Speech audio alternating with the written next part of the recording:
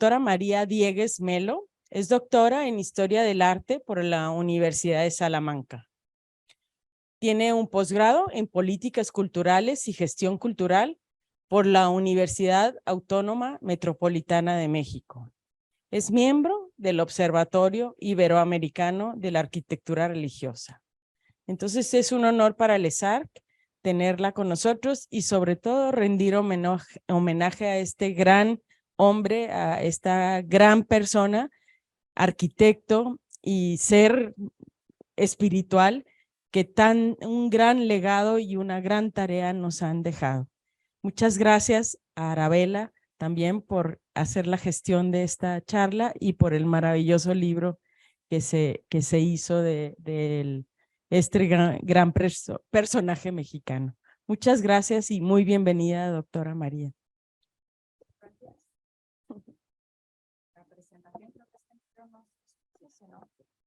Agarro habrán visto que la técnica nos ha jugado una mala pasada, o al menos eso es lo que tratamos de revertir. Espero que ahora se esté viendo todo bien también en la emisión. Y en primer lugar me gustaría agradecer a pues esta casa que nos está acogiendo, esta Escuela Superior de Arquitectura, por poder acoger esta conferencia, y también a sus autoridades y a Arabella González muy especialmente por permitirme esta invitación, estos contactos, para que en esta tarde nos conjugue un tema para mí muy querido y espero también querido para todos los que aquí nos acompañan. Es esta conferencia titulada Bendita Modernidad, Artes Plásticas en la obra de Fray Gabriel Chávez de la Mora. Déjenme decirles que en un contexto como este, en el que por las características de esta escuela entiendo que gran parte de los que tengo del otro lado también en el mundo virtual son arquitectos, para mí es un compromiso, puesto que provengo del mundo de la historia del arte y las aproximaciones también a la obra artística se realizan de otra manera. Y por tanto, pues permítanme que, aprovechando y abusando de lo que es mi formación de base, pues aproveche para hacer una mirada desde la historia del arte, aprovechando también las sinergias que tiene la obra de Chávez de la Mora, es arquitectura, artes y artesanías.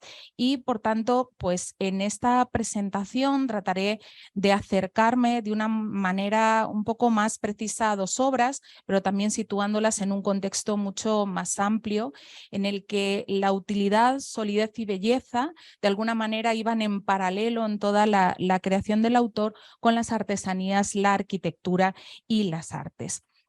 En primer lugar, creo que hace falta poca presentación para saber de quién estamos hablando, pero es cierto que en el ámbito internacional del que yo provengo, en este caso del ámbito español, incluso para muchos mexicanos, hay que redescubrir esta figura desde un contexto y una fórmula más global.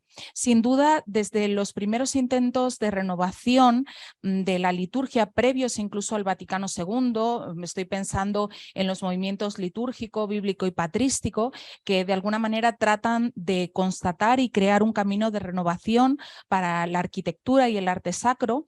Sin duda, en el contexto latinoamericano tienen a Fray Gabriel Chávez de la Mora como uno de los exponentes más notables.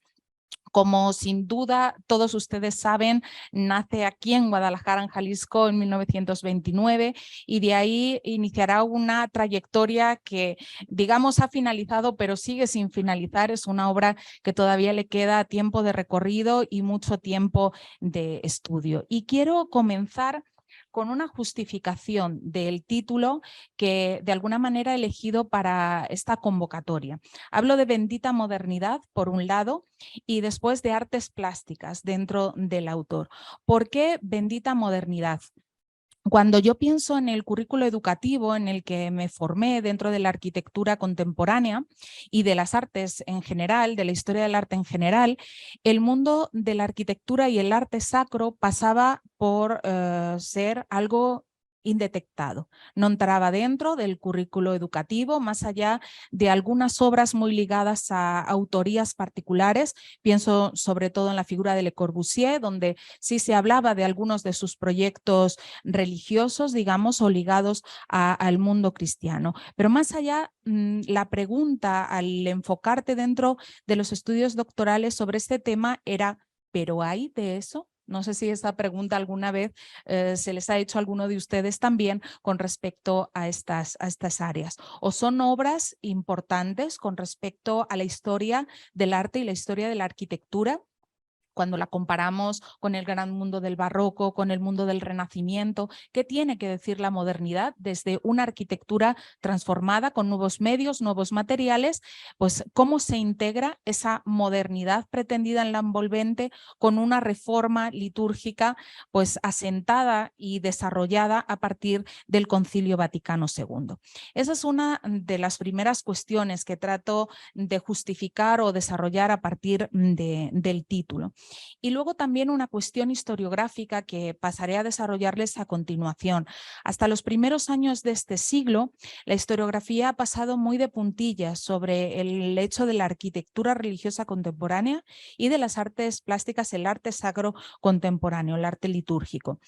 Por lo tanto, encontramos incluso en este mundo de las artes plásticas un doble estigma. Primero, la pregunta de si todavía hay una obra interesante en la modernidad y después que entramos a una escalera, digamos, de intencionalidades o de ámbitos de interés.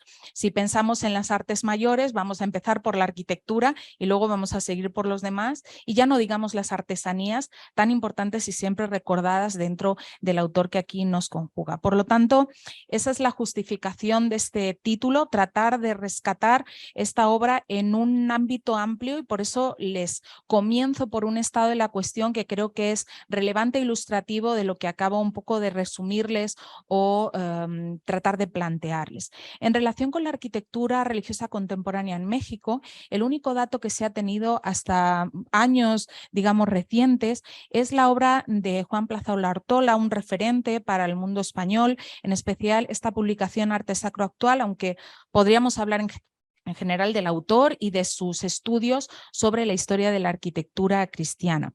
Tiene dos ediciones este libro, una del 65, otra del año 2006 y en la reedición del 2006, que es además revisada y ampliada, el capítulo 20 está dedicado a la situación de la arquitectura sagrada moderna y Plazaola no elude la visión latinoamericana, recoge casos paradigmáticos, entre ellos la nueva Basílica de Guadalupe.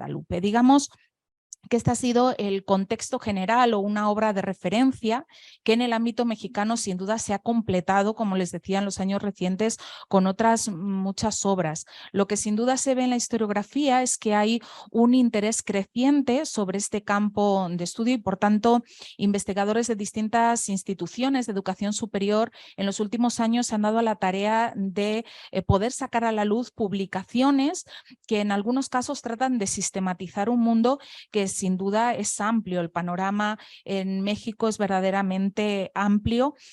Podemos tratarlo en casos de estilo, en autorías, en expresiones, digamos, plásticas, el mundo de los historicismos, por ejemplo, o los estudios dedicados también a la arquitectura religiosa ligada al movimiento moderno. Digamos que para el estudio de la obra de Fray Gabriel, aunque no lo podemos enmarcar en los historicismos, sí que hay algunas publicaciones que tratando especialmente el caso del neogótico, estoy pensando en Martín Checartasu, que ha trabajado en profundidad estos temas, pues sin duda nos dan un marco ya de estudio arquitectónico para poder continuar el de las artes plásticas. También aquellos estudios vinculados al docomomo mexicano, dedicados de una forma más general, como les mencionaba, a la arquitectura religiosa del movimiento moderno.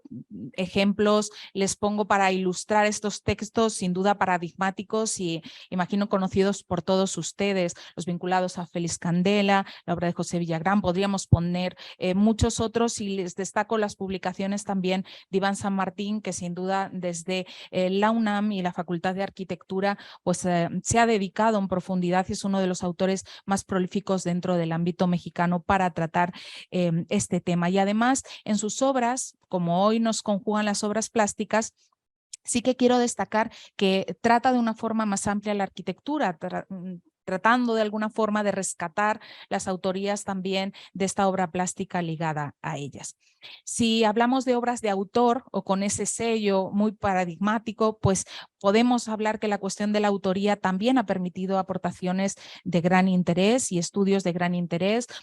Pienso, por ejemplo, en la UNAM porque saben que allí se resguarda el Archivo de Arquitectos Mexicanos y por tanto la sistematización del mismo desde su creación en el año 2002 pues ha permitido sacar una serie de publicaciones muy interesantes. Por ejemplo, estudios de Elisa Drago ligados a Enrique de la Mora, estudios de Juan Ignacio del Cueto sobre Félix Candela. Digamos que estas publicaciones van creciendo.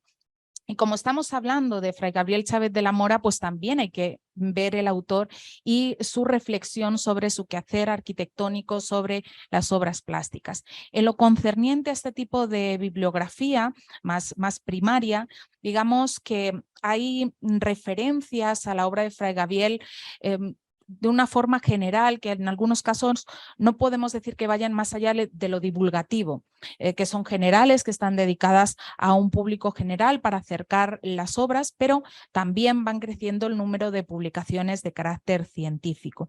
Les refiero en este punto, en este grupo de publicaciones que sí están ligadas al autor y que van más allá de aquellos digamos, textos ligados o aquellos documentos propios del proceso de diseño arquitectónico, del esbozo artístico.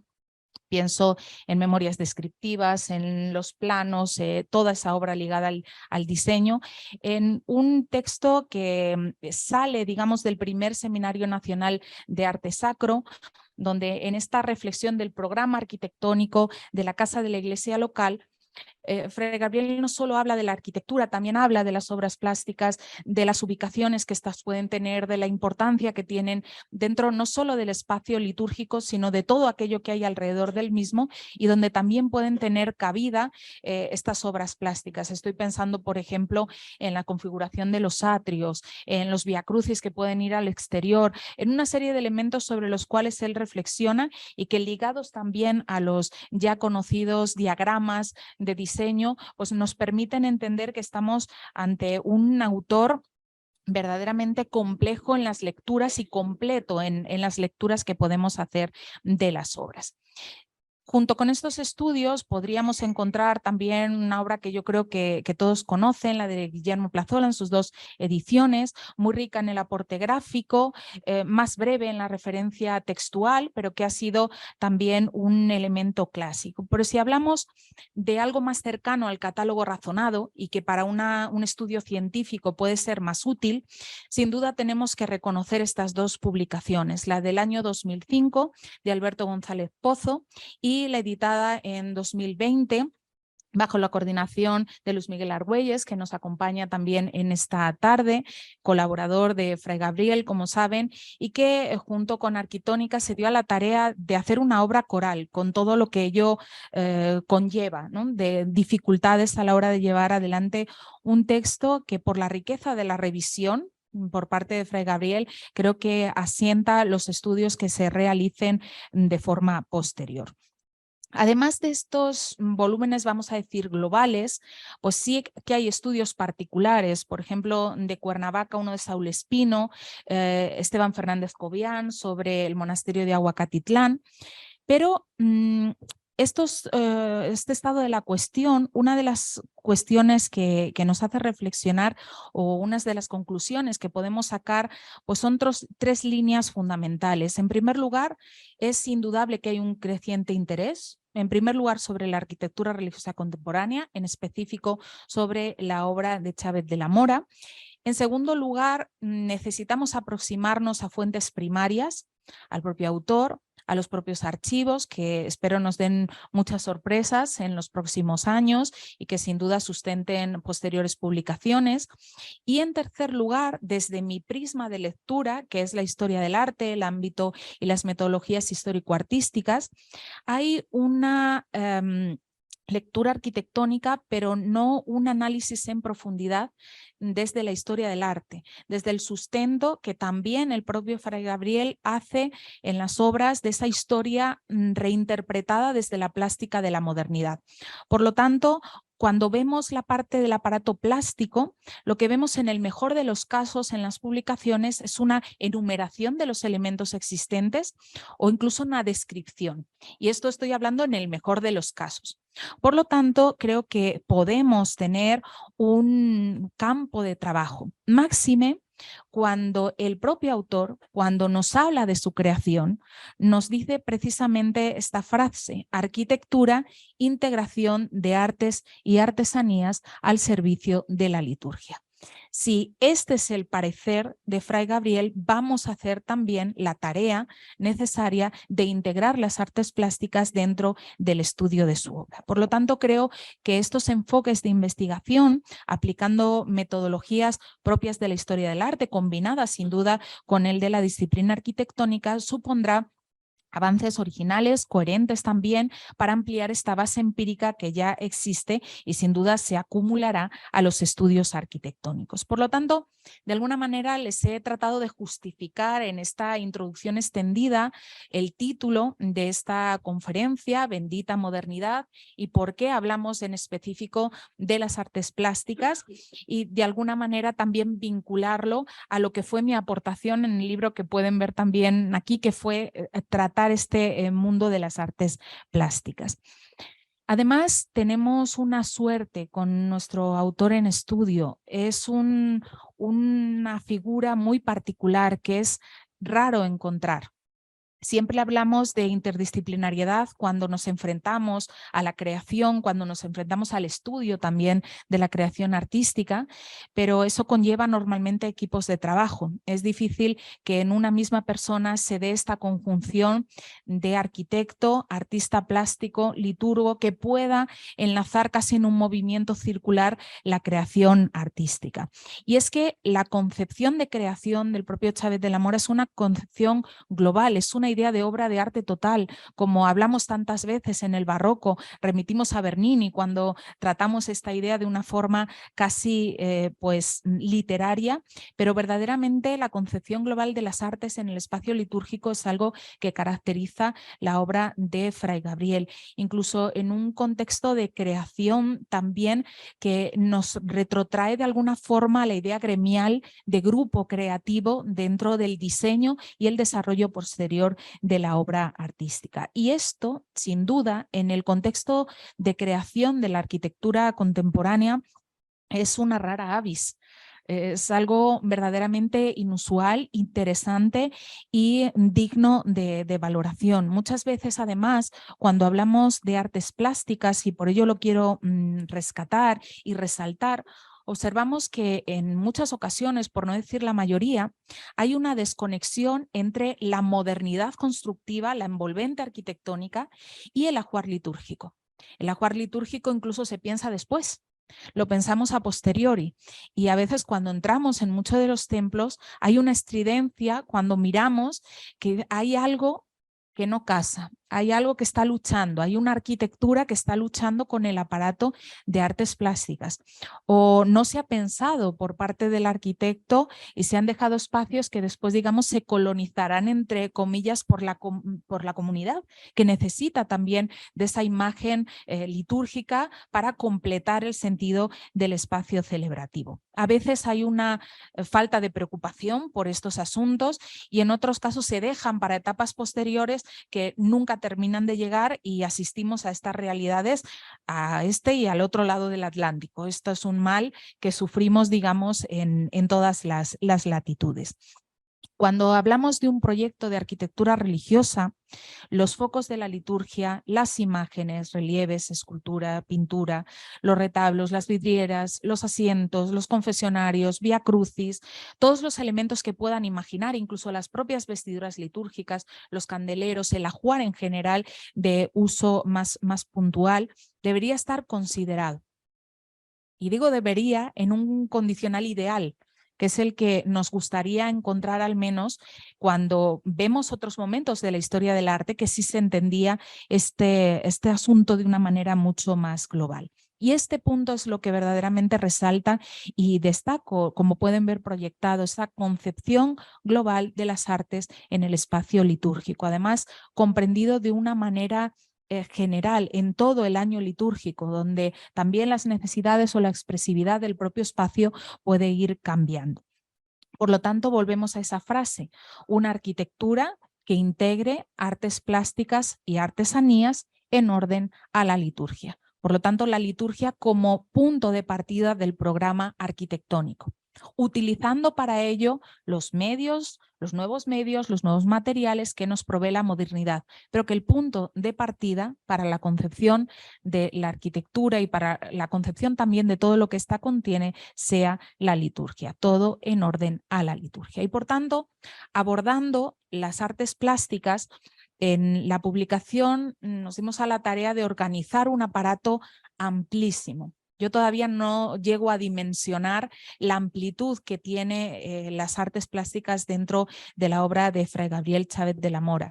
Hay que contextualizarla, por eso el primer punto del texto es un contexto arquitectónico, historia de la arquitectura religiosa y también litúrgico, y por tanto entender la raíz teórica de la obra plástica, este programa arquitectónico de la iglesia local, donde, como les mencionaba, se están tratando las ubicaciones y el valor que tiene esta obra plástica. Una segunda parte donde se va a comenzar o volver a la raíz del autor, esa primera obra que nace de su formación académica. Estamos en Guadalajara, por lo tanto, mencionar ese monumento a la bandera yo creo que es inevitable. También el nacimiento de la vocación religiosa y lo que supondrá también para la creación plástica. La vocación monástica, por tanto, por seguir el hilo cronológico, y las primeras obras de arte sacro en Guadalajara, en Cuernavaca, que a mí siempre me han sorprendido, porque si pensamos en el año de creación, 1957, y vemos las obras, esperaríamos un autor en el final de su producción, un autor ya que ha recogido todo un quehacer creativo y que por tanto puede llegar, digamos, a contemplar todos los elementos en la calidad y en el grado que está realizado tanto en el monasterio de Santa María de la Resurrección como en el reacondicionamiento litúrgico de la Catedral de Cuernavaca. Ya que estamos hablando de este contexto de Morelos, es inevitable tratar en las obras plásticas también los talleres Emaús, que saben muy bien, se hicieron tremendamente populares en su momento, una propuesta también comunitaria por la fórmula de creación, digamos, de manufactura, una renovación de la plástica religiosa que luego se fue continuando con un estilo personal de recuperación de la iconografía oriental. Por lo tanto, también se vuelve a las fuentes en cuanto a origen de la plástica de Fray Gabriel y cómo ese estilo personal ha ido manteniéndose en el tiempo, pues con influencias también de autores mexicanos, no solo una recuperación de la tradición. Estoy pensando en Rangel, por ejemplo, que sin duda deja esa marca en la iconografía y en la obra plástica, sobre todo en el caso de la pintura. Como decía, es muy amplio este aparato creativo y por tanto es difícil de alguna manera en el tiempo que tenemos hoy poder tratar todos estos mundos creativos, el diseño, la tipografía tan relevante. Había visto a Díaz Morales también con su tipografía, él desarrolla la suya propia en un contexto que se vive en este momento, en esta escuela tapatía, que generará un caldo de cultivo tan interesante para tantos autores. la calidad que tienen, por ejemplo, estos dibujos del Monumento a la Bandera, este proyecto titulado Águila, nos habla de un autor que mantiene esa calidad en el dibujo o que ya la genera desde su juventud, y cómo, pues sin duda, con pequeñas modificaciones frente a este proyecto, pues se ha convertido en un hito urbano que todos ustedes conocen. Siguiendo con, de alguna manera, la ilustración de esos puntos del libro, no me resisto a mencionarles también de forma visual estos talleres por la incorporación tan efectiva de las artesanías y de la idea artesanal en la creación artística, una idea coral también en la creación que es muy interesante ver cómo se mantiene. Como les digo, tratar de pormenorizar en el tiempo que nos convoca cada uno de estos puntos sería imposible, sobre todo si los queremos reflejar con la necesaria calidad y rigor que la obra de Fray Gabriel merece. Y por tanto, voy a ponerles como ejemplo dos obras que creo que nos muestran muy bien al autor. Una que es este Pantocrátor creado para Oceanside, California, después también replicado en la propia abadía del Tepeyac, y el reacondicionamiento litúrgico de la Catedral de Cuernavaca. Dos obras de sentir cristocéntrico, un sentir que impregna la Iglesia dentro de estos años centrales del siglo pasado, con una cristalización de un pensamiento que se iba concretando en la arquitectura, en la liturgia, en la teología, y que estaba presente como una idea de vuelta a las fuentes, no solo una idea de vuelta arqueológica a qué había sido la Iglesia y cómo estaba reflejada en esos textos paulinos, por ejemplo, sino también cómo tenía que centralizarse el espacio religioso y cuál tenía que ser el foco principal del espacio religioso. Por eso ese sentir cristocéntrico que también el prelado Sergio Méndez Arceo presentaba en sus textos y por tanto está reflejado también en este proyecto. Y una cristología que podemos entender mucho mejor al ver esa figuración iconográfica en el Pantocrátor que pueden ver en la imagen de la derecha. Van a ser nuestros dos casos de estudio para ilustrar una obra, como les digo, mucho más amplia. Como saben, la labor que Chávez de la Mora había realizado en el monasterio de Santa María de la Resurrección y lo que ese monasterio supuso para la diócesis morelense llamó la atención de Méndez Arceo, que había llegado en el año 1952 a la diócesis y que había reconocido este monasterio como un centro de experimentación litúrgica. Y por lo tanto, el espíritu que allí se vivía y que emanaba en la creación de la propia arquitectura hace que le pida a Chávez de la Mora un proyecto de reacondicionamiento litúrgico para traer a esta catedral, a la quinta fundación franciscana dentro del territorio de la Nueva España, a la modernidad. Y es algo que se llega a realizar, porque a veces estas pretendidas acercamientos a la modernidad no tienen ni la calidad ni la profundidad que tiene esta obra, que muestra una espacialidad, una relación también con el arte sacro novedosa para el momento y que está en línea con lo que después el concilio asentará textualmente, pero que ya se estaba viviendo. Es la idea del ayornamiento, que el propio Juan XXIII habla de ella en la convocatoria del concilio, es una puesta al día de la propia Iglesia, y dentro de esa puesta al día la arquitectura y las artes también están en este mismo camino. Digamos que esta puesta al día conllevaba eliminar algunos elementos que había ido acumulando este espacio catedralicio a lo largo del tiempo. Cuando una iglesia se erige como catedral, cuando ha tenido otro origen, como es este caso, como convento franciscano, es un reto para la adaptación del espacio, porque es necesario dotarla de unos elementos que signifiquen lo que es la catedral dentro de la vida de la diócesis. No solamente por el hecho de la importancia de la cátedra del obispo, sino también otra serie de significados como punto de referencia para toda la vida diocesana. Y por tanto, pues aquí se propondrá un presbiterio configurado de forma muy novedosa, para México, para América Latina y también para muchos territorios europeos, a pesar de que el funcionalismo litúrgico alemán había ya avanzado algunos de estas propuestas y que el propio Fray Gabriel ya conocía desde su estadía en Guadalajara a través de revistas que sin duda pues pusieron en una circulación internacional alguna de estas propuestas. Como les decía, esta quinta fundación franciscana, establecida en torno a 1525, sufre muchas transformaciones. Es una construcción que en el siglo XVII se le añaden esas dos capillas que sugerirán un crucero que contrasta con la idea de la planta, la traza moderada del virrey Mendoza, tan mencionada. Y la erección, como les menciono, del Obispado de Cuernavaca, una bula emitida en 1891, pues implicará una renovación de la catedral. Una renovación que además veremos que trata de implementar algunos elementos artísticos historicistas, pero no con una calidad suficiente de materiales. Por lo tanto, llegamos a los años 50 ya con algunos problemas en cuanto a una seriación de retablos que estaba también en lucha con esta renovación litúrgica. Les he mencionado ya en varias ocasiones que lo que el Concilio Vaticano II señala, pone, digamos, sobre el papel, ya se estaba promoviendo y viviendo en algunos entornos eclesiales, especialmente las órdenes religiosas. Y en esto los benedictinos destacan sobremanera en promover la renovación litúrgica y también la renovación del espacio litúrgico, que puede parecer lo mismo, pero muchas veces no van de la mano.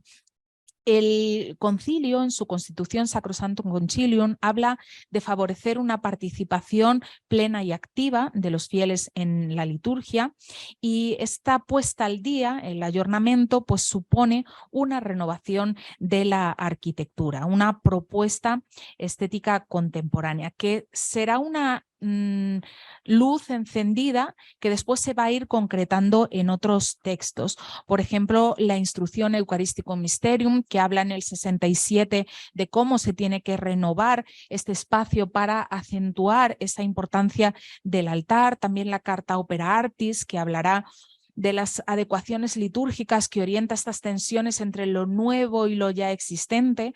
Muchas veces en un contexto general se habla de que el concilio promueve que se retire la obra de arte, que se destruya.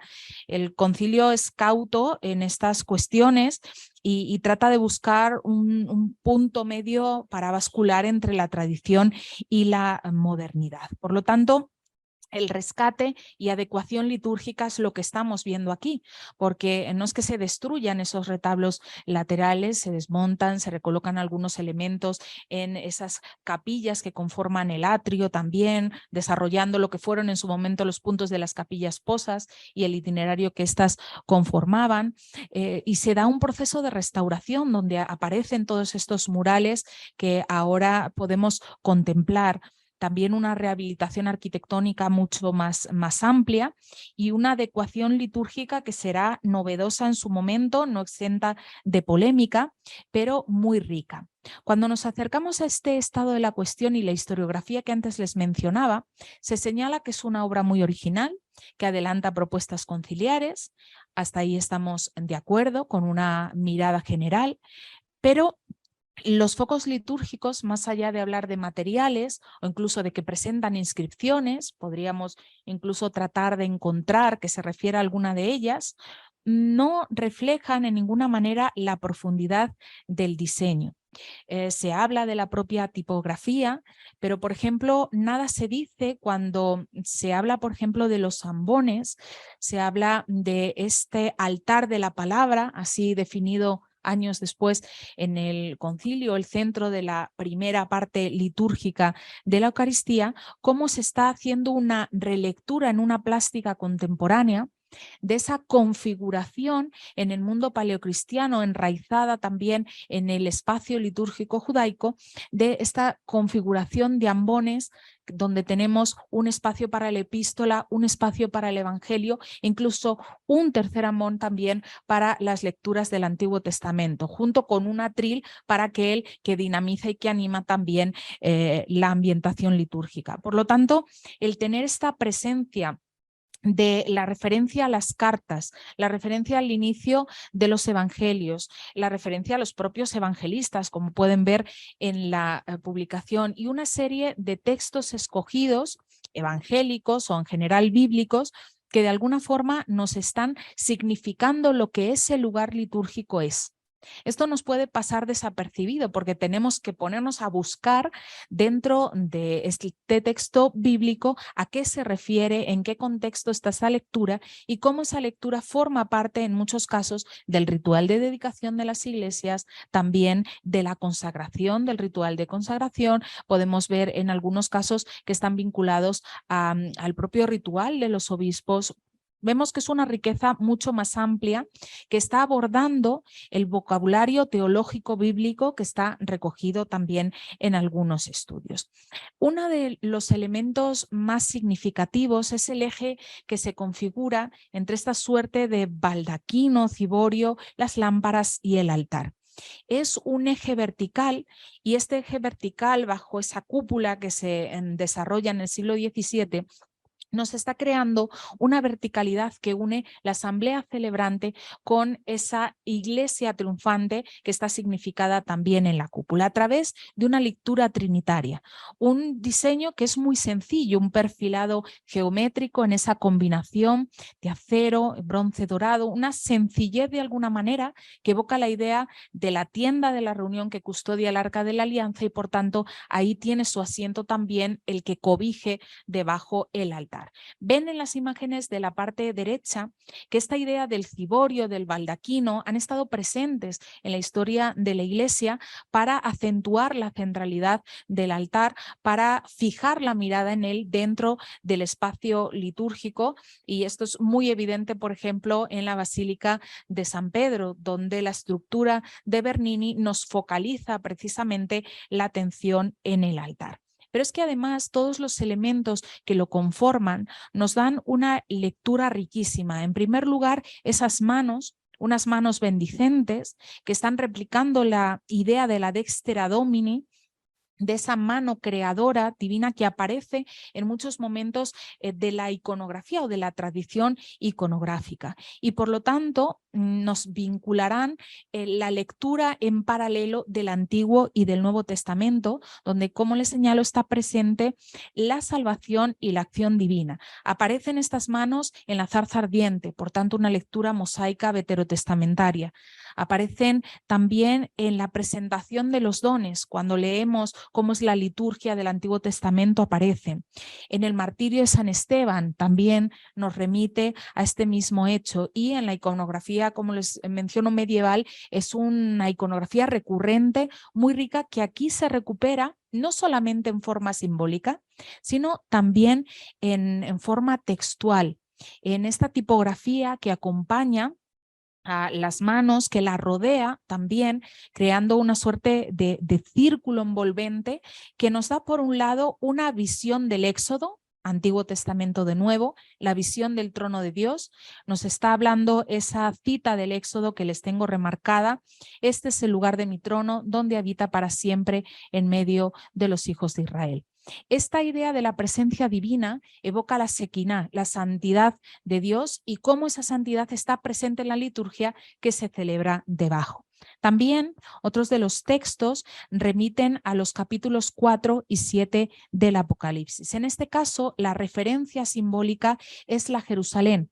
Digamos que el lugar divino, en esa ciudad santa, que también es un ejemplo de la presencia de Dios. Además, con cantos que están presentes en la propia liturgia, que son parte esencial y obligatoria de la liturgia eucarística, como parte del santo. Y finalmente, en una lectura ya vinculada a los evangelios, lo que se está recordando es el momento del bautismo, donde estas manos nos están remitiendo a esa voz divina que justamente está señalando lo que la inscripción reproduce. Este es mi hijo, mi amado, en quien tengo mis complacencias. Por lo tanto, la idea del bautismo como punto de arranque del ejercicio de Cristo o esa vida pública de Cristo nos está enlazando este baldaquino y la idea de la tradición veterotestamentaria con el anuncio que se hace en el ambón,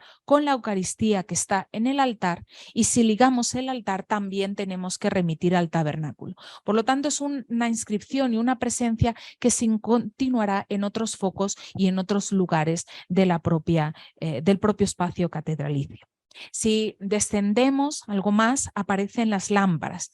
7 lámparas que son un recuerdo o una representación de los 7 dones del Espíritu Santo. Estamos siguiendo, como les he mencionado, ese eje trinitario en vertical, y la idea de las lámparas ya estaba referida en Zacarías. Se habla de esos ojos de Dios que inspeccionan la tierra. El Apocalipsis habla de los espíritus de Dios también con este mismo número, y por tanto estas citas bíblicas estarían dando un asiento a la lectura que hacemos de estos elementos. Para finalizar y cerrar esta trilogía trinitaria con el altar. La primacía cristológica del altar es indudable. Además, aquí se hace extensible también a un recuerdo de los apóstoles. El altar aparece por la propia configuración material como piedra angular, piedra simbólica, centro de la liturgia, y determinará el resto del edificio, incluso con las elecciones de materiales. Material, la piedra chiluca, esta piedra blanca que destaca con el acero, que destaca también con esa plancha, digamos, en bronce dorado, que además tiene en esa base una oración por la liberación y anhelo de la unión con Dios. Es los textos que tienen tomados del Salmo 43, que además era recitado en la liturgia preconciliar por el celebrante antes de iniciar la liturgia. Por tanto, estamos haciendo una unión entre la preparación del propio celebrante en nombre de la asamblea y el ejercicio mismo del ministerio sacerdotal. O sea, no es nada más una inscripción, no es nada más un elemento decorativo, sino que es un ancla, un sustento de aquello que se va a desarrollar en este presbiterio. Por lo tanto, toda la inscripción que vemos en el solado, la inscripción también que está tomada del capítulo 1 del Apocalipsis rodeando al altar: yo soy el primero y el último, fui muerto y ahora vivo, que además nos está tomando esa imagen cristológica que les menciono, es el punto fundamental. Y para finalizar o para complementar esta cristología arquitectónica, una cristología más plástica, más iconográfica. Frente a una abstracción, vamos a decir, del espacio litúrgico, el segundo camino de expresión de esta cristología es un camino formal que recupera la figuración oriental, una suerte de estilo neobizantino con ciertos toques naif en algunas obras, influenciado, que antes ya lo he mencionado, Alejandro Rangel, y que en esta obra de la Abadía Prince of Peace Abbey de Oceanside, California, nos está mostrando la riqueza escondida en unas líneas. Unas líneas que están simplificando elementos que acompañan en la tradición iconográfica al Pantocrátor y que casi nos cuesta ver, porque vemos muy bien la figura central. Quizá la mandorla exterior más sugerida por el círculo es más visible, incluso las potencias. Ahora les voy a ir señalando estos elementos para que no los pierdan, pero es verdaderamente rico lo que nos propone esta obra. Es un Pantocrátor realizado en el año 85 para cerrar además este ábside. Está ubicado en una estructura dorada a la manera de retablo que está cerrando el presbiterio, la imagen titular de esta abadía. Por lo tanto, un Pantocrátor que se presenta como el príncipe de la paz, y ahí tenemos otro texto de Isaías que precisamente así anuncia la figura mesiánica. y que además en la configuración del espacio nos cierra el eje, el espacio camino que transita desde el acceso hasta el altar utilizando la diagonal en el cuadrado generador de la propia planta. Además, esta forma cuadrangular se repite en las dimensiones de la obra, 2,40 de lado, que también nos habla de este mismo punto que genera todos los elementos de la arquitectura. Sin duda la iconografía está clara, hablamos de una representación del Salvador entre las potencias, del Pantocrátor a la manera del icono oriental. Por ejemplo, podríamos recordar la obra de Rublev como uno de los iconógrafos de la Iglesia Ortodoxa más referidos también en la iconografía contemporánea para recuperar esa ortodoxia de la imagen religiosa. Por lo tanto, en esta propuesta no se renuncia a los elementos básicos. Es un Cristo barbado, lo vemos sobre el trono, lo vemos bendiciendo con su mano derecha, sostiene el libro de la vida en la izquierda, un libro abierto con esa inscripción Pax que nos está recordando la titularidad de la abadía, como les digo, príncipe de la paz, por tanto está presente en esa idea del texto. Pero hay muchos otros elementos que quizá nos pasan desapercibidos y que aparecen también en otros tratamientos que el propio Fray Gabriel hace en su obra de esta misma iconografía. La idea del Pantocrátor acompañado por el Tetramorfos, la representación de los 4 evangelistas. Vemos también las inscripciones que identifican la figura cristológica y que en este caso forman parte también del nimbo crucífero del que más tarde les hablaré y que ven que está presente pues, en la obra de Rubnik, en obra también clásica de ese mundo iconográfico oriental. Ven en la parte derecha, en la parte izquierda, cómo el mundo contemporáneo ha recuperado esas imágenes, Pastro y Rubnik como también ejemplos de la creación iconográfica contemporánea y sus tratamientos particulares de estas imágenes. El fondo de esta imagen cristológica no elude la figura de la cruz, está trazada detrás del Cristo, por tanto está presente, algo que es verdaderamente inusual en la iconografía más tradicional, pero que es muy simbólico, acompañándolo y casi rompiendo la cruz, estos círculos que sugieren la idea de la mandorla, además, como les he mencionado, el tetramorfos, por lo tanto un salvador entre las potencias. Vemos también la idea de esa cruz que vence la muerte, porque tenemos la idea de la victoria, la Nike, representada con las letras en la parte inferior. Y además Cristo se presenta igual que en el Éxodo, con el nombre hebraico, yo soy el que soy, por tanto, las inscripciones también propias de ese nimbo crucífero que está sugerido por una cruz extendida.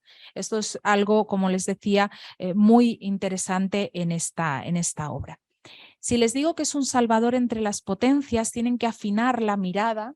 Incluso les invito a poder buscar esta imagen en sus teléfonos o en sus ordenadores y poder ampliarla, porque la mandorla está conformada por sus 3 círculos tradicionales y aparecen esa idea de las potencias, del sol, aquí está, de la luna, también la idea del alfa y la omega. Son sutiles, son pequeñas líneas de trazo que en los dibujos se ven muy bien y que aparecen también en la obra cuando hacemos una mirada más atenta buscando estos elementos, incluso buscando el trono, porque cuando miramos la obra de lejos parece que las vestiduras están en el aire, están movidas casi por un espíritu, digamos, ligado a la propia resurrección, pero están apoyadas y extendidas sobre el trono, como es propio y como ven muy bien en la imagen iconográfica de la parte izquierda. Ven que es una lectura personal, que es una lectura que no elude la tradición, que la enriquece con una fórmula contemporánea, con una geometría que es expresiva y que está anclada y enraizada en la tradición.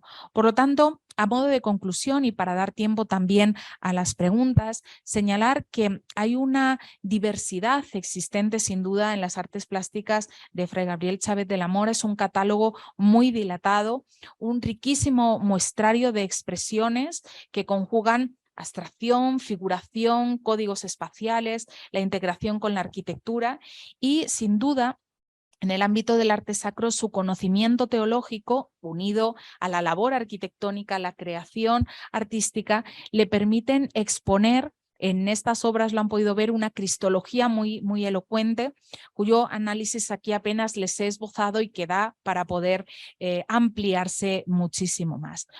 No puedo finalizar esta exposición sin que mis palabras de alguna manera puedan servir, si así puede ser, como un reconocimiento a Fray Gabriel. Creo que todos los que hemos podido acercarnos en algún momento de nuestra trayectoria a él, hemos sido testigos de un espíritu de creación imbuido por el servicio. Y eso es algo muy poco habitual de encontrar. Y yo que provengo de un ámbito académico, aún menos. A veces es difícil investigar y es muy fácil investigar a Fray Gabriel. Hablo en presente porque creo que hay que seguir hablando en presente. Fray decía que esperaba que de sus obras permaneciera el amor con que las hizo. Y ahora que ya no está, pero que sus obras están, creo que podemos dar fe que su obra ha sido una diaconía artística. Y esa diaconía continúa ahora que él está ya disfrutando de la belleza con mayúscula. Sirva de alguna manera esta conferencia, Bendita Modernidad, como un agradecimiento a Fray por el tiempo compartido y como un reconocimiento también de la excelencia de su obra. Muchas gracias a todos por su atención.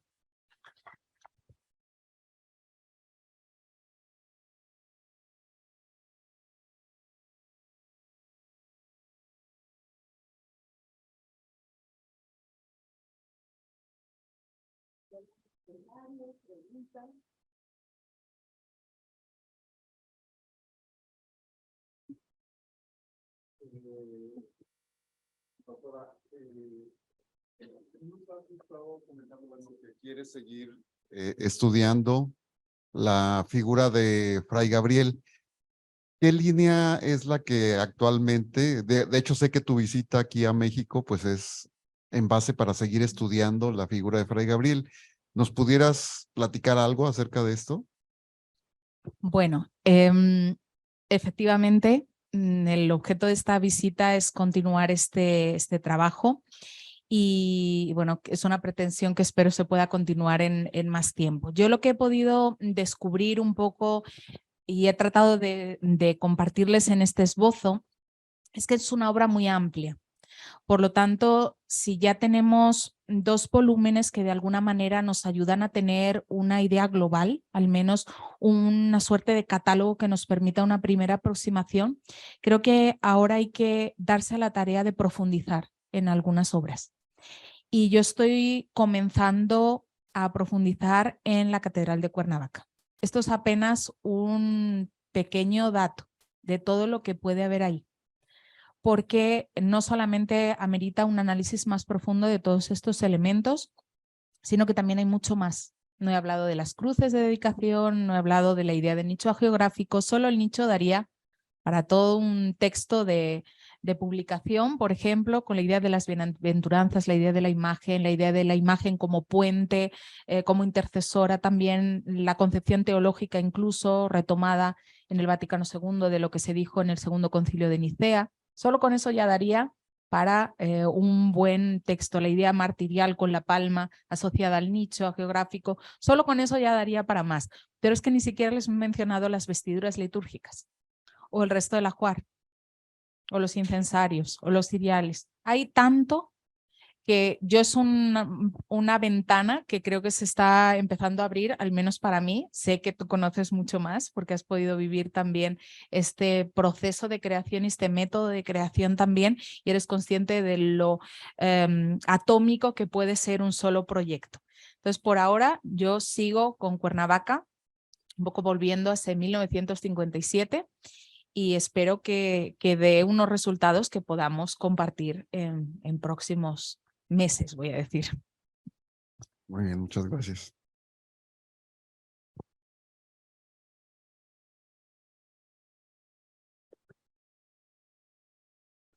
María, muchísimas gracias por tu charla, súper enriquecedora y ciertamente abres muchos puntos que hace falta investigar. A lo que mencionas, por ejemplo, de la vestimenta, de lo que has visto el estado de conservación. Si de por sí ya sabemos y es visible la piedra y podemos ver cómo se conserva un edificio, pero algo tan frágil como las mismas vestimentas, porque las están usando, se lavan, es una ropa que 50 años, pues, ¿cómo está el estado de conservación de los trajes? Pues el trabajo de campo en Cuernavaca comienza la próxima semana. Sí que hay algunas obras que han formado parte, algunos textiles, algunas casullas que han formado parte de algunas exposiciones y que incluso a día de hoy todavía están, digamos, en este circuito expositivo, pero sí que es una cuestión a tener en cuenta que en el trabajo de restauración se tenga en cuenta esta interdisciplinaridad para llamar a grupos que puedan trabajar textil. Por ejemplo, en la abadía, algunos estandartes que llevaban tiempo sin exponerse, sin utilizarse, pues ahora en este Adviento sí se colocaron y el estado es muy bueno de los que he podido ver allí que llevaban tiempo sin uso, pero a ver con qué me encuentro. Espero que las sorpresas sean buenas, pero sí que es cierto que es una cuestión a tener en cuenta también. Y solamente, por ejemplo, el caso de las vestiduras litúrgicas en el específico de Cuernavaca daría para otro estudio en profundidad porque se encargaron una por semana del año litúrgico, se iban confeccionando. Ya solamente darse a la tarea de eso habla de la preocupación enorme y global que se tenía por lo que ahí estaba sucediendo. O sea, ya piensas en casullas por tiempo litúrgico y pues no necesitas muchas, pero darte a la tarea de una por semana, con lo que eso también puede significar de secuencia litúrgica, es verdaderamente rico. Es un caso inusual. Yo no me he encontrado en ningún lugar donde se hagan 52 paramentos para las 52 semanas. La figura del obispo don Sergio Méndez Arceo, como impulsor y promotor de toda esta producción y acompañamiento, porque cuando uno lee las crónicas de aquel momento, pues fue difícil, ¿no? Fue tachado el obispo y él realmente fue el que recibió muchos de los golpes por ser la cabeza de la diócesis, pero después el tiempo, como tú lo mencionaste, el mismo concilio avaló, y también el tiempo ha avalado la obra, ¿no? Es una obra que al visitar uno la Catedral de Cuernavaca, todavía en la actualidad se siente esa fuerza de creación y de actualidad, que eso es pues el broche de oro de una obra arquitectónica, de una obra de creación. Sí, y además es palpable la vitalidad que todavía tiene con los años que han pasado. Parece que podía haberse propuesto ayer esto mismo y se propuso en el 57. Entonces eso también creo que hay que tenerlo muy, muy en cuenta. Es verdad que en ese momento la diócesis de Morelos fue un hervidero. Se habla de esos 3 volcanes, tenemos al propio prelado Méndez Arceo, tenemos a Iván Illich, tenemos a Le Mercier en el monasterio. O sea, es un momento muy interesante que también ha dado lugar a ríos de tinta. A veces la polémica es el árbol que no deja ver el bosque. Y creo que hay que introducirse en ese bosque para poder tener un juicio crítico más profundo y quizá más fundamentado, que no solamente sean las aguas movidas, que en un momento pues es lógico que hubiera todo ese debate, pero como bien dices, el tiempo ha demostrado la validez de la propuesta.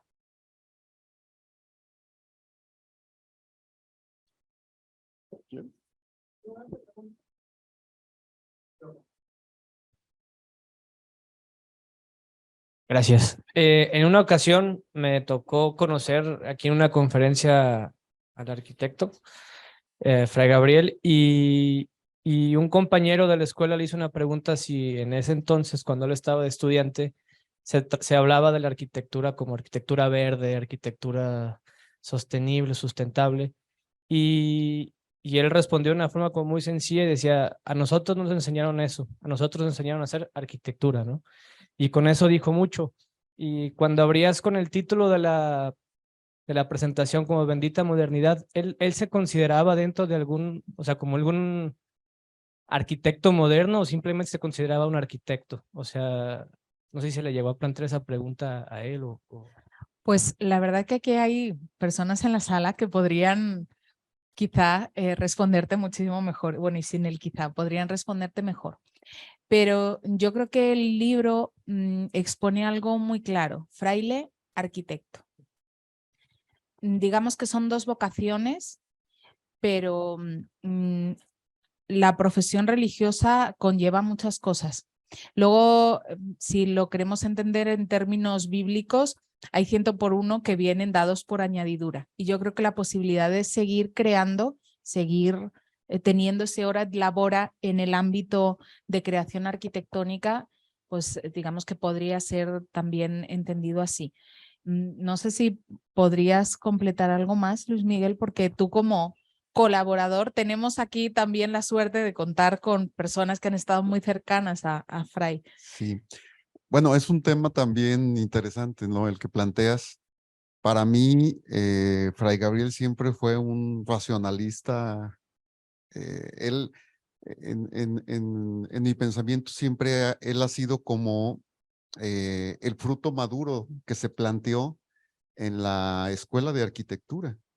O sea, en todo el planteamiento de Díaz Morales y de ese momento y de traer maestros del extranjero que provenían de la Bauhaus y que la Bauhaus proponía también esto de la arquitectura como un conjunto de artes y artesanías. O sea, cuando te metes a estudiar un poco la Bauhaus y que diseñan el edificio, pero diseñan el mobiliario, pero diseñan las lámparas, pero diseñan... Entonces, se ve todo este bagaje que se cultivó, que se plantó y que se desarrolló. Y entonces cuando yo me ha tocado, bueno, o sea, analizar más la figura de Fray Gabriel ya desde fuera, pues él es ese fruto maduro de todo eso que se planteó, ¿no? Esa arquitectura total que pocas veces se da. La doctora María me llama más, pero no sé, veo Gaudí o como ciertos personajes donde diseñan todo, o sea, tienen esa visión de diseñar el edificio, pero diseñar los vitrales, la herrería, los pisos, las lámparas, las jaladeras, porque Fray Gabriel era ir mascullando el diseño, ¿no? Desde la idea global del planteamiento de la distribución de los diagramas de burbujas, hasta llegar a diseñar el mantel, ¿no? Y entonces el que hubiera todo ese hilo conductor, que es lo que te hace, lo que te impresiona, esa armonía. Cuando entra uno a la capilla de la Abadía del Tepeyac, cuando entra uno a la Catedral de Cuernavaca, cuando entra uno a sus edificios, es eso de que todo está diseñado y todo es armónico y todo lleva una línea de diseño. Entonces, yo siento, bueno, como su estructura siempre él fue racionalista, ¿no?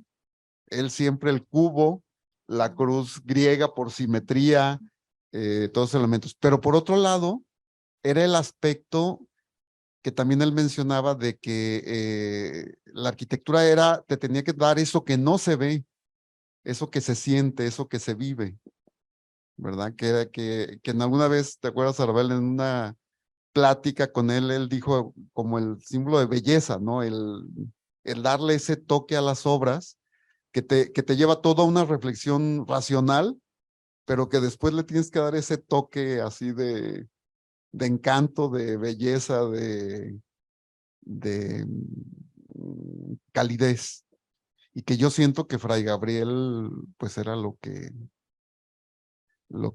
tenía. El tener todas esas modalidades de ser un hombre tapatío, entonces que tenía su signo tapatío, pero que era arquitecto racionalista de esta escuela, pero que era monje benedictino de Cuernavaca, pero que era liturgo, entonces, y que era artista, artesano, entonces pues le da ese toque de una personalidad muy particular. En un texto inédito sobre la Catedral de Cuernavaca, justamente utilizando los trascendentales de bien, verdad y belleza, justamente reflexiona sobre eso, el quehacer de la arquitectura, y los toma así, o sea, hablar de que sea bueno, de que sirva para lo que está concebido, de que sea verdadero en los materiales y la conclusión de eso al final va a ser la belleza, porque el diseño está pensado en esa globalidad también.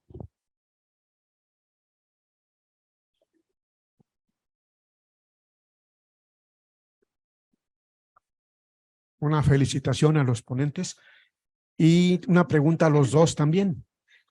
¿Qué tanto fue comprendida la aportación de Fray Gabriel al altar, cuando en el proyecto de renovación del altar de la Catedral Tapatía, lo que conllevó el movimiento del ciprés famoso? Eso en los años 80 trajo un debate muy encendido aquí en Guadalajara, entre arquitectos que estaban a favor de eso y otros que estaban en contra. Quisiera su punto de vista. Luis Miguel, vente acá. Por favor, por favor. Teníamos que haber hecho una cosa por algo.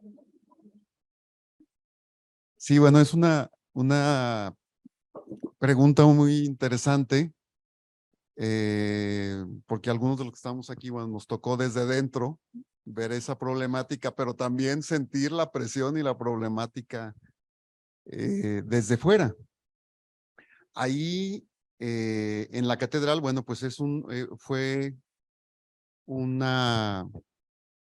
trabajo singular por ser la catedral de Fray Gabriel, que yo enfatizaba eso. Le digo, usted de joven la conoció con el rito tridentino y le tocó a él también ver la llegada del Concilio Vaticano II y cómo no funcionaba. O sea, si los que alcancemos a recordar, la catedral tuvo tarimas veintitantos años, porque al estar el ciprés, pues no había el espacio para poner el altar de frente. Y si recordamos, la catedral siempre tuvo unas tarimas alfombradas de rojo sobre el comulgatorio, ¿verdad? Para poder tener el altar de frente. Y veíamos las complicaciones cuando había concelebraciones y andaban poniendo tarimas a un lado y tarimas al otro y encima de los altares laterales. Entonces, pues se le pide a Fray Gabriel desde José Salazar, desde el cardenal José Salazar, se le había pedido esa adecuación litúrgica, se ya había venido pensando, pero don José Salazar iba ya de salida en su periodo cumplía los 75 años, tenía que renunciar y entonces como que él no quiso como dejar ese problema, dijo mejor que se realice por mi sucesor. Llega el señor Posadas, se presenta el proyecto fue muy largo. Yo apenas iba entrando a comisión, bueno, teníamos pocos, pero el proceso fue muy largo, llevó más de 7 años ese proyecto y se hicieron pues desde los levantamientos exhaustivos, como pedía siempre Fray Gabriel, hasta todas las diferentes opciones. Y de hecho hubo opciones no nada más de Fray Gabriel. Yo recuerdo hasta unas pues muy locas, que decían de bajar y subir el ciprés, ¿no? Suprimir la cripta del siglo XVI y entonces no había misa, lo subían. ¿No? Entonces cuando se hizo todo el estudio de las etapas, de la estratigrafía del edificio, lo que fue en cada etapa, bueno, se llegaron a muchas conclusiones. Primero, pues que el ciprés no había sido un elemento original de la catedral. Como sabemos, el ciprés fue un elemento que se agregó al crecer la catedral hacia la calle del Liceo. La catedral era su testero recto. Después se le quiere agregar la cúpula y de hecho Tres Guerras es el que da esa idea de que se haga un ábside y que, como sabemos, el coro estuvo en la nave central. Entonces, Tres Guerras propone en una visita que está documentada, que vino a Guadalajara, no hace el proyecto nada, pero él da la idea de que se libere la nave central y se pase el coro a la parte posterior, creciendo la catedral. Como vemos, hay unos tensores porque esa parte fue nueva. Y bueno, se hace todo un estudio de todas las etapas, se dan cuenta de que el ciprés pues fue un elemento que no fue original de la catedral, fue una moda del siglo XIX de valor, es romano, estuvo diseñado, es un manifestador, no es ciprés en realidad, porque el término ciprés, bueno, me dirá, es un mote, es un sobrenombre a una estructura, al altar mayor, y normalmente el ciprés era un elemento para cobijar la imagen titular. Aquí en Guadalajara, la imagen titular siempre estuvo en el testero, es la Asunción, entonces nunca cobijó a la imagen titular. En realidad es un manifestador, ¿verdad? Para la exposición del Santísimo. Y entonces, por otro lado, se tenía la gran problemática. Cuando se hace un proyecto de adecuación litúrgica, son únicos, no es algo que se pueda repetir. Entonces, en el estudio que se hizo en concreto para la Catedral de Guadalajara, no se podía hacer como en las catedrales europeas de hacer una isla nueva, o sea, crecer el presbiterio hacia el frente, porque uno de los problemas principales que se tienen en la catedral y que se tenían más en ese momento era el cupo. Por lo tanto, se tenía que actuar en el mismo espacio de presbiterio que ya existía, ¿verdad? Y pues ese fue uno de los elementos detonantes. Por otro lado, se revisó el ciprés y el ciprés nunca llegó completo, entonces nunca estuvo pegado. Había unos cartones, estaban sobrepuestos, de hecho no sabían cómo se había mantenido con los temblores y nunca se había caído. Entonces hubo muchos elementos que llevaron a la conclusión de que la mejor opción era desarmarlo y colocarlo en el sagrario para que el sagrario funcionara como sagrario, como capilla del Santísimo. Y entonces fue como se hace este planteamiento para también recobrar la silla coral como cátedra que estaba oculta con el ciprés. Entonces se recobraba la silla coral, se veía la imagen titular, se podía utilizar la sillería del coro con celebraciones y sobre la bóveda del siglo XVI, pues colocar un altar ya de frente, muy digno, a la altura de la catedral. El altar de la catedral pues es de plata, es plata maciza las figuras, y se llegó a esa conclusión. Así estuvieron los permisos, existieron todos los permisos del INAH y todo, pero sí hubo una reacción de arquitectos, sobre todo del ITESO, Lanzagorta, Juan Palomar y ellos que encabezaron esta jornada periodística para desacreditar pues esa opción. Posteriormente el INAH ya no estuvo de acuerdo en que se armara en el sagrario, que porque se alteraba aquel espacio, pero ya fue algo posterior. Entonces fue cuando ya quedó desarmado y hasta posteriormente se armó en el Museo de Arte Sacro. Pero digo, es un poco el proceso. En cuanto a Fray Gabriel, pues él como arquitecto analizó el edificio, vieron opciones, se consensó con liturgos, con historiadores, con la iglesia, con las autoridades, puesto que tenía los permisos, y se realizó, se llevó la obra adelante. Y también en cuanto a funcionamiento de la catedral, pues la catedral recobró esa vitalidad que le hacía falta. En la mentalidad de la iglesia se ve más que la función de un edificio es que sirva a la comunidad. Si no sirve adecuadamente, pues es algo, ya pasa a ser algo artístico, ya no es la catedral. Y como en ese momento se vio que no había posibilidad de hacer otra catedral y la importancia que tiene, pues se tuvo que hacer una adecuación en el presbiterio. No sé si... Recuerdo una frase de un arquitecto Nafarrete, algo así. Él, entre todas las voces que se dejaron oír, él dijo así muy tajantemente: la catedral no es una ruina arqueológica, estilo Tajín o estilo Teotihuacán. Es un edificio que debe ser vivo para el servicio de la comunidad. Creo que esto encajó también con el contexto que se vivió en aquel tiempo. Sí, si se analiza, pues muchas de las intervenciones que se hacen en los edificios religiosos católicos, pues van con esa finalidad de que el edificio es para servir a la comunidad. El edificio religioso es un envolvente del ritual, ¿verdad? Entonces, esa es su función, su razón de ser. Y hay que valorar todos los elementos, ¿verdad?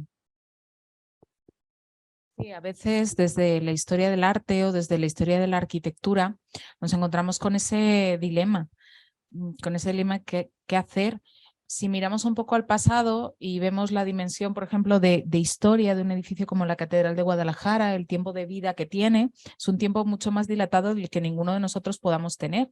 Y nuestra mirada al arte es muy concreta en un momento muy específico. Y además, en este tiempo reciente, cuando hablamos del siglo XX, estamos viviendo un cambio litúrgico. También hubo un cambio en las iglesias después del Concilio de Trento y conllevó una serie de elementos, ¿no? Del que el propio Ciprés hereda, aunque sea una época mucho más tardía, la idea de encontrar un manifestador. Entonces, a veces teniendo esa perspectiva del tiempo, entendemos mucho mejor, y Nafarrate lo explicó perfectamente. No estamos ante una ruina arqueológica porque si no, la catedral se vaciaría. Sería un maravilloso museo y dejaría de ser un espacio litúrgico.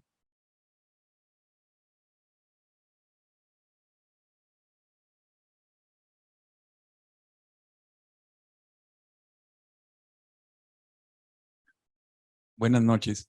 Soy José Plasencias. Tengo la fortuna de ser sobrino político de Fray Gabriel y tuve oportunidad de conversar muchas veces con él y me dedico en parte también a la construcción. Y cuando lo llevaba a ver alguna obra, él siempre se iba a los básicos. Me llamaba la atención. Llegábamos al lugar y me decía, a ver, ¿por dónde sale el sol? ¿Por dónde se mete? De dónde sopla el viento, de dónde llueve, de dónde... Se iba a los básicos, se iba a hacer las preguntas que a veces omitimos. Y ahorita que decías tú, Luis Miguel, él, una de las frases que tenía decía, lo más importante es la función. Después de la función viene la forma. Dice, pero lo importante es la función. Y eso fue lo que hizo en la Catedral de Guadalajara, respetar la función del edificio y ser muy congruente con eso. Sabía que iba a haber opiniones adversas, que iba a haber otro tipo de opiniones, pero lo importante era rescatar la función, que coincide con lo que nos decía el señor respecto de lo que dijo Enrique Nafarrate, que es cierto, son edificios vivos que tienen una función y la función es el culto. Y creo que eso que se aplica a la arquitectura religiosa se debe de aplicar también a la arquitectura civil. O sea, la función es la pauta o el hilo conductor de los edificios que se construyen y son los que le dan, creo que la humanidad y la armonía. Bien, ese era mi parecer.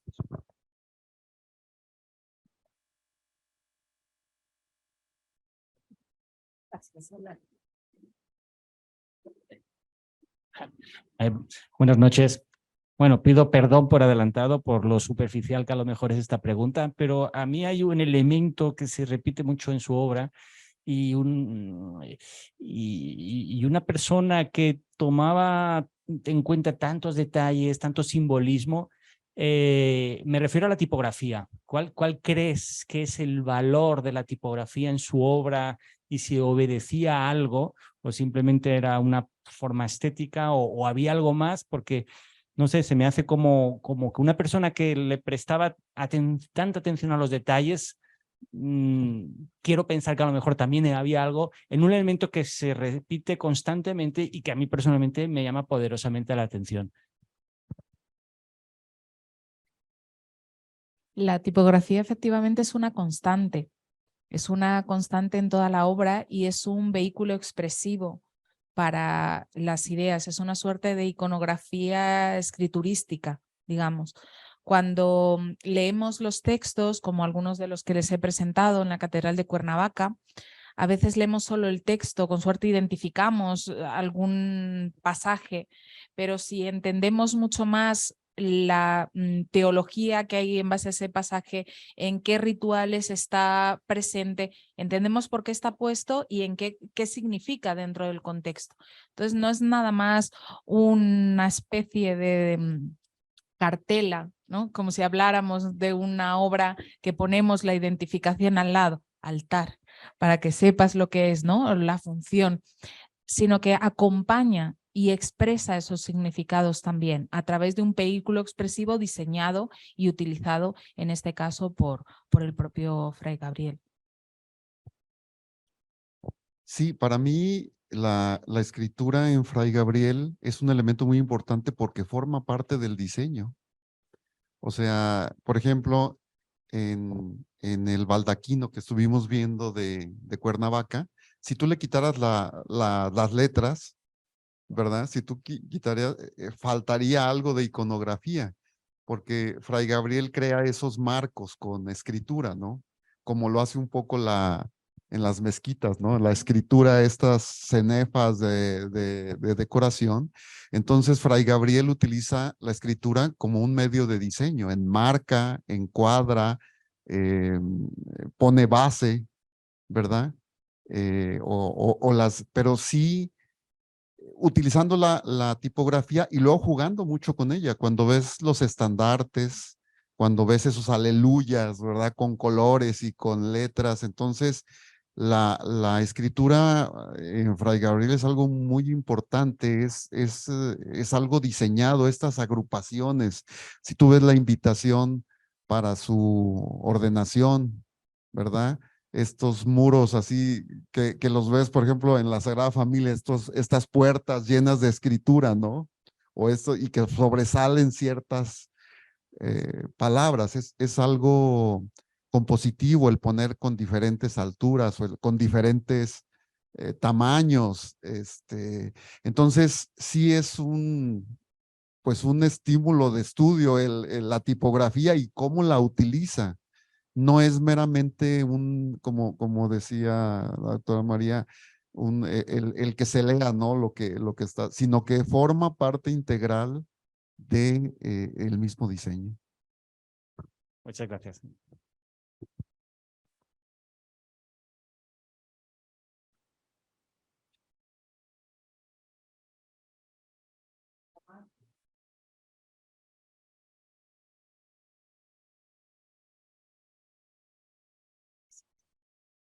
Pues Luis Miguel, muchas gracias por estar aquí y acompañar tantas inquietudes que surgen y que la propia doctora María ha hecho mucho énfasis en que son motivo de grandes estudios todavía y que a quienes tuvimos la fortuna de acercarnos y sabemos que es de verdad un gran creador en tantas esferas y tantas escalas que no nos queda más que promover el estudio y la profundidad de su obra, de su amor, vamos a decir, al crearlos.